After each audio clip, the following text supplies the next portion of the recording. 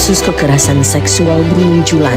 Dari dalam para korban, pengalaman traumatis tidak hanya datang dari pelaku, tetapi juga dari kasus kekerasan seksual harus diselesaikan tuntas.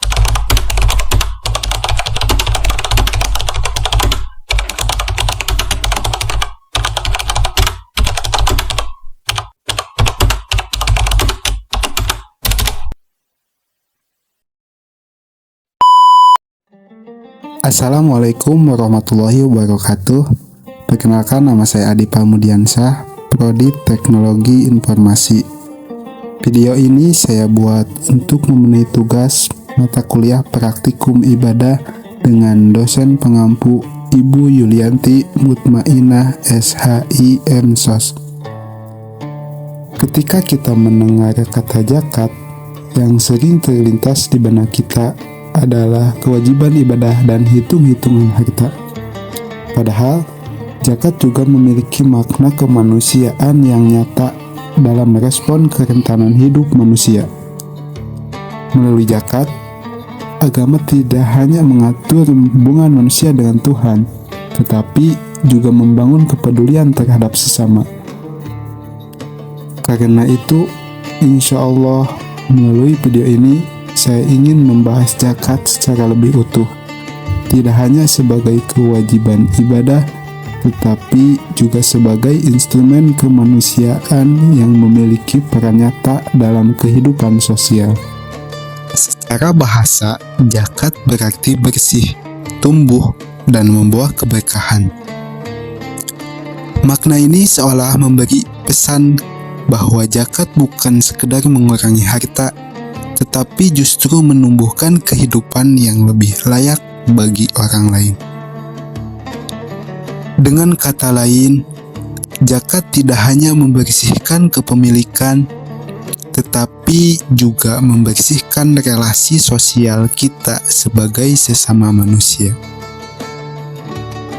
Landasan Al-Quran mengenai zakat dan 8 golongan penerimanya terdapat dalam Quran Surah At-Taubah ayat 60.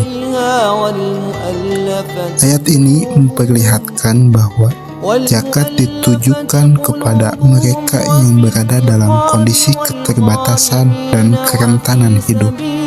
Jika kita perhatikan lebih dalam, kerentanan itu tidak selalu berbentuk kemiskinan materi.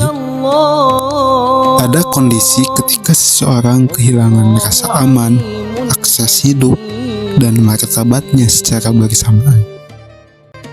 Perempuan korban kekerasan seksual sering kali mengalami dampak yang panjang. Tidak berhenti pada peristiwa kekerasannya, tetapi berlanjut pada trauma psikologis, rasa takut, rasa bersalah, hingga depresi.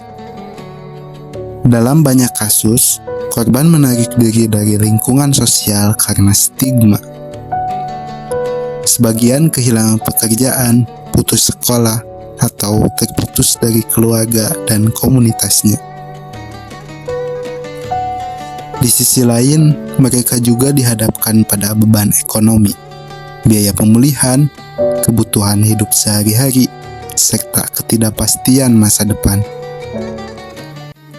Dalam konteks inilah, zakat dapat dipahami sebagai ibadah sosial. Di titik ini, Islam hadir bukan hanya sebagai ritual keagamaan, tetapi sebagai ajaran yang menjaga dan memulihkan martabat manusia. Dalam buku yang ditulis oleh Ibu Yulianti Mutmainah berjudul Zakat untuk Korban Kekerasan Terhadap Perempuan dan Anak, zakat tidak hanya dipahami sebagai kewajiban ibadah yang bersifat tetap, tetapi sebagai instrumen keadilan sosial yang perlu menjawab realitas zaman. Melalui pendekatan maqasid syariah, ijtihad dipahami bukan untuk meragukan ayat zakat, melainkan untuk menghadirkan tujuan syariat itu sendiri, yaitu perlindungan dan pemulihan manusia. Dalam konteks ini, perempuan dan anak korban kekerasan diposisikan sebagai kelompok yang mengalami kerentanan berlapis, secara ekonomi, sosial, dan psikologis, sehingga memiliki kesesuaian dengan semangat penerima zakat.